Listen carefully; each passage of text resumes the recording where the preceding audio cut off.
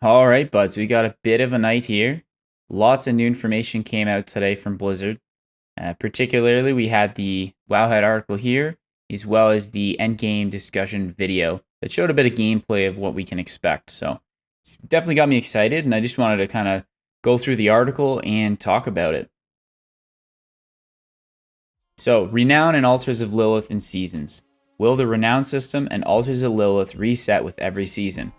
Joe Shelley explained that seasons in Diablo 4 use a similar philosophy to Diablo 3 in terms of providing a fresh start with an equal footing for everyone.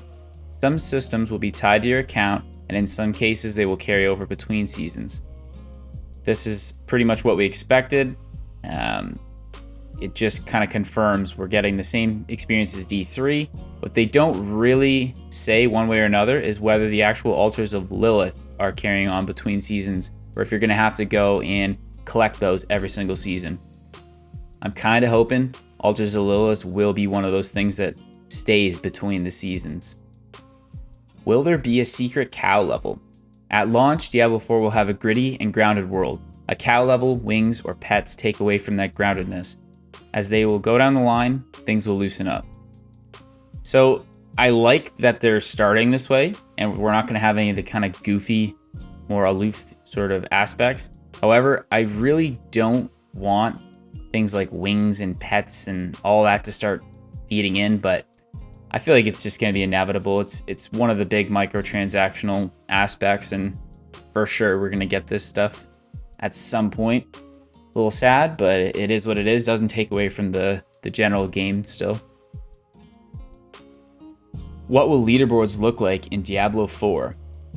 Leaderboards will be included post-launch. Joe Shelley elaborated that they are an excellent tool to track progress for competitive players, but they can also present significant challenges in terms of encouraging botting or the usage of exploits, depending on how they are implemented. Leaderboards need to be fair and well maintained. They should be connected to competitive activities and not general activities. Leaderboards make people look at the top of leaderboards and sway people into a certain class or build. Blizzard wants to make sure that they get leaderboards right.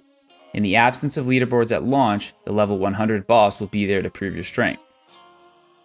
So I think that they're really going to leave the first chunk of time in the preseason to really test things out and see how the balance falls for the bosses, the different runs, the difficulties, the time it takes. And this will give them an idea of how to structure the framework for how leaderboards will be.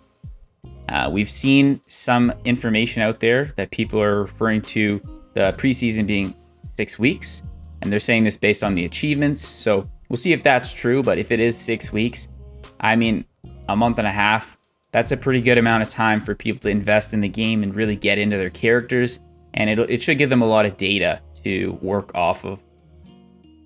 Maybe we can get leaderboards similar to Conquest and Diablo 3, which focus on a challenge specifically made for competition. Speedrunning type of activities and Nightmare Dungeons are good areas for competition. Many of the planned season's features will be good for competing. So it's just them kind of compounding on that they might have timed activities and different aspects that add on to the experience of competitiveness from player to player. At BlizzCon 2019, you said that the best gear will be available through gambling. Is that still the case? Super rare uniques, which are much rarer than the regular uniques, were added since then, which may not be available through gambling. Joe Shelley added that they would double check on that to make sure that this information is correct. So, I mean, this is actually news to me that there are super rare uniques. I thought just uniques were already in themselves going to be the most coveted items. So that's a step above, and I think it's interesting that they added that aspect. We'll have to see how that goes with gambling. My guess is they're going to hold the super rares off if they're making that distinction. However, I still think it's a pretty cool idea that we have gambling still, and definitely in the beta, it helped me get quite a lot of my gear for my builds. Are there going to be clan-specific activities in the future, like organizing a clan world boss raid? More features for clans are planned for post-launch. There is currently no organized structure to fight world bosses with multiple groups, but Joe Shelley added, it is a cool idea. So this is something that I do hope they work on. I think clans and how they're going an MMO-like kind of way should be something they kind of focus on and try and push a little bit more. it really will enhance the game and the social nature and aspects that they're bringing forward. It's something they want to do. So I do hope they get more clan integration, and it's not just, hey, here's your name of your clan above your guy's head. The last seasons of Diablo 2 Resurrected and Diablo 3 started within a week of each other. Are you looking at maybe widening that gap between season launches for different Diablo games? Blizzard will try to have a more predictable cadence for seasons in Diablo 4 and move Diablo 2 Resurrected and Diablo 3 seasons around Diablo 4 seasons. I think that's good. It's good they're trying to keep it around their main game, and it's probably good for the folks who aren't going to play Diablo 4 that they're still going to continue seasons in Diablo 2 and Diablo 3. In a prior quarterly update, you talked about the seasonal journey having unique rewards attached to it. Does this only include cosmetics or also gear like Hadrig's Gift in Diablo 3? Joe Shelley explained that the seasonal journey includes power-based rewards and is not monetized. So I think what he means by this is the free-to-play path is going to give you some power-based rewards, whether that's gear, upgrade materials, whatever it may be, but it's not monetized. So the paid premium tier is the only thing that is going to be cosmetics only, and the tier for everyone, the free tier, it's going to have probably everything under the sun. What cosmetics can we expect? A wide variety, including more cosmetic types after launch. I mean, we've seen some of the imagery they've released in some of the press releases. It looks really, really good. Everything that Blizzard does with their art team is just really good. Future of Diablo 3, I personally don't care about this, but it looks like they're going to start with Season 30 and continue on from there. So I guess that's cool for folks who aren't going to move on to the new title. Are we going to see big multipliers on uniques in Diablo 4, similar to Diablo 3? No. Joe Shelley explained that they want to reduce the overall scaling multipliers and damage numbers in combat in Diablo 4. Their focus on implementing legendary powers is to create new builds or to have them change builds. The philosophy of reducing the overall scaling multipliers applies to legendaries, uniques, and also sets in the future. Joe Shelley added that the sets can be great for having a cohesive look and that they can be excellent for new players that don't want to create their own builds, but they can have the negative effect of simplifying interesting builds that are available by taking up a lot of item slots. So I think it's a good idea they're holding off right now on sets for the exact reason they're bringing up. I think people need to go into the game fresh. They kind of need to go in blind and start to pick up the cues from the world of what works, what doesn't, make their own minds up on how they want to build their characters and get their characters built in a way that is unique to them. And then in future, if the developers wish, they add in the sets, and then people have something as a starting point for builds. But I still think at that point, it shouldn't be like Diablo 3, where you need this set to make this build. You need this set to make this build. I want to have that freedom to still choose my gear pieces and min-max multiple pieces in different sorts of ways. In regards to item rarities on an endgame character, will every item rarity have a purpose in Diablo 4 besides salvaging them for crafting materials, or will we run around with only legendaries equipped? Joe Shelley explained that they don't expect that normal or magic items will be powerful in themselves in endgame builds. The developers are interested in these being uses beyond salvaging for those items. Rare items will be important at endgame, partly because of their use as bases to upgrade them to legendaries at the occultist. Normal and magic items become more powerful as you unlock ancestral and sacred items at higher world tiers, thus becoming relevant at early stages of those world tiers. So it doesn't really change from what the question is phrasing. They are pretty much still useless. They're going to be placeholder items that you use as a stepping stone just until you get a better rare, and then you're going to subsequently make those into legendaries. But this is the case with any MMO, any ARPG. Your base items, they don't last long. How hard was it for you to meet the expectation of the Diablo player base while also doing what you wanted to do? The notion around the pressure of having players like different entries of the Diablo franchise is that you would still find what you're looking for in Diablo 4. Rod Ferguson elaborated, saying, "We want Diablo 4 to be your favorite Diablo, and if you've never played before, we want it to be your first." It has a dark tone of the original Diablo, plus the persistent progression of Diablo 2, plus the visceral combat of Diablo 3, plus the new innovations of freedom of choice and the shared open world.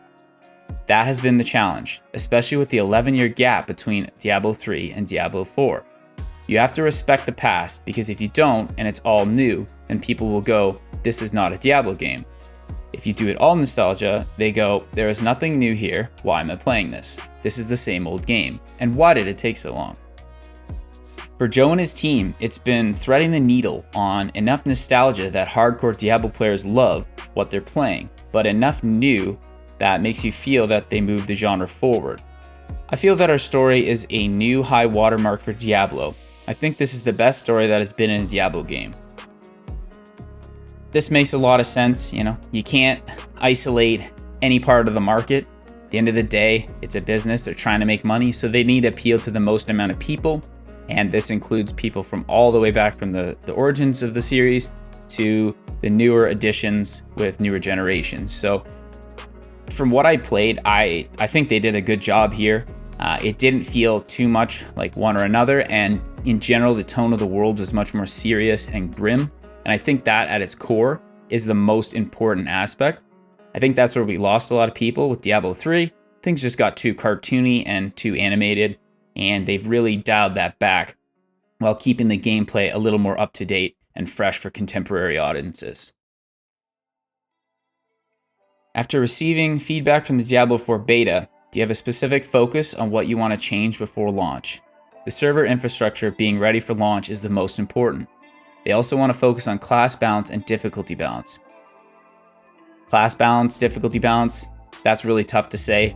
We only knew what we knew from up to level 25, and both Druid and Barb were missing their specializations, so I don't think this is something that they should really focus on. I hope they don't tweak it too much. Maybe if they notice something internally was wrong, okay. In terms of infrastructure, yeah, everybody's open to this being the main focus. I mean, we all were there on the Fridays and we saw the Q boss and it was terrible. So I really hope that for launch they get that straight, especially for those who are paying money to get early access. Like imagine paying an extra $30 and your $30 is for you to be an extra beta tester now. I mean, you kind of got to expect it, but we can have a bit of a sliver of hope here that they're going to fix that and be on top of it. Will the UI be updated with additional quality of life features before release?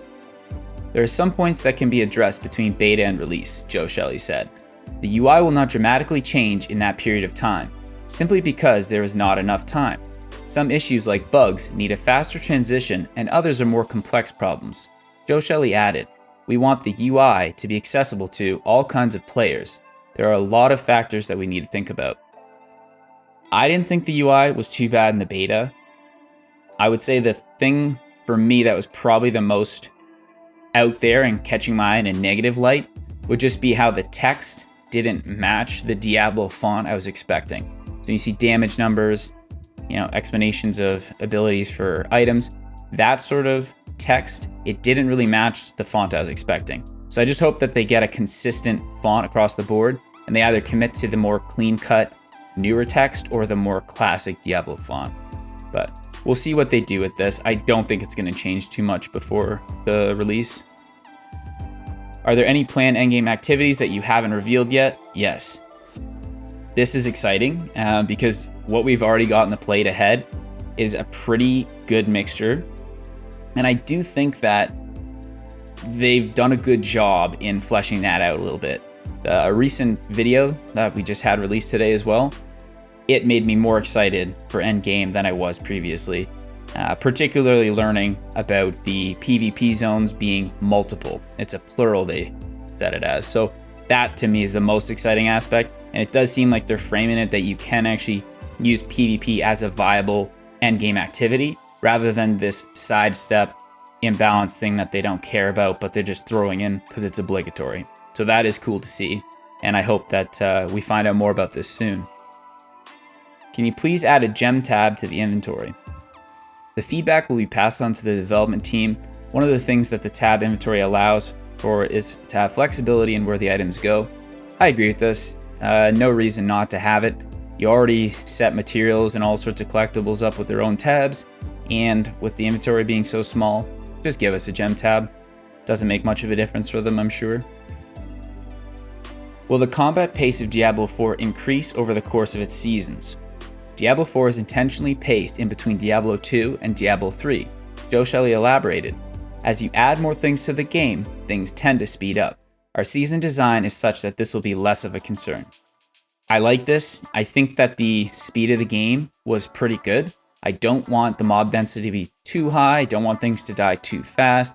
It adds a bit more of that immersion to the world and the difficulty, rather than it just being a let's explode everything on the screen as fast as humanly possible kind of game. So I do like the direction they're going with that, and I hope they stay on pace for that. So this was the Wowhead article. This was their interview that they did with the devs, and I think it was pretty insightful, gave us some good information and kind of clarified things that I'm looking forward to, and I hope that you're looking forward to as well. If you found this informative and useful, slap a like and drop a comment below, and maybe subscribe. Help a guy out here. Help the channel grow. All right, buds, have a good one.